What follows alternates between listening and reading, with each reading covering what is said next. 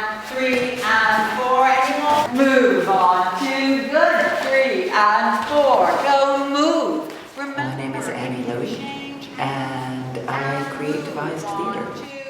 Basically, I take the essence of a story or a novel that I really like, break it down into scenes that are full of imagery and they're full of sound, and mostly what I'm interested in is the storytelling through bodies. We have the wonderful composer, sound designer, Mark, who I work with, who also helps kind of participate in the same way the actors do, in sort of fleshing out the imagery and fleshing out the action of the moment through the scene.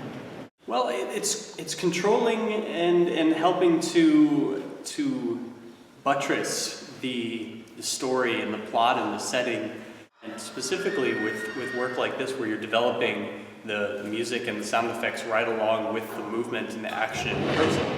The sound becomes sort of like a character. I started work on the Odyssey about a year ago.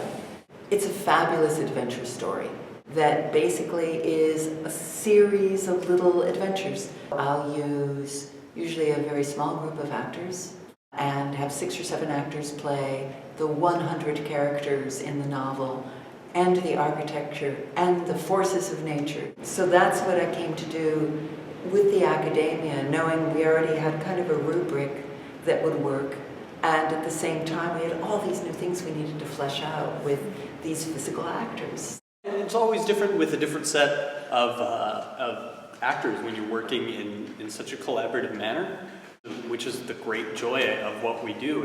And in the same way, when Annie asks them to provide movements, and then they all bring whatever background they have to the table to create the movement work, when you have the cast singing and providing such in-depth vocal work, their background and their vocal skill comes directly to the table that way.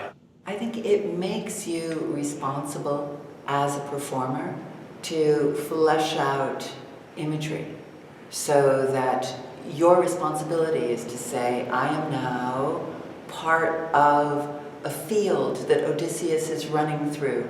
And what's in the field? There are trees that hinder him. There are, gusts of wind that help him. There are rocks he needs to jump over. So you have to start playing a little bit, using your body as this physical impetus for the character action to happen. And it becomes really fun. And I think it becomes super important for an actor to be able to do, because it means that you need to be able to embody the imagery that's implicit in the story. Not just the character, but also the imagery.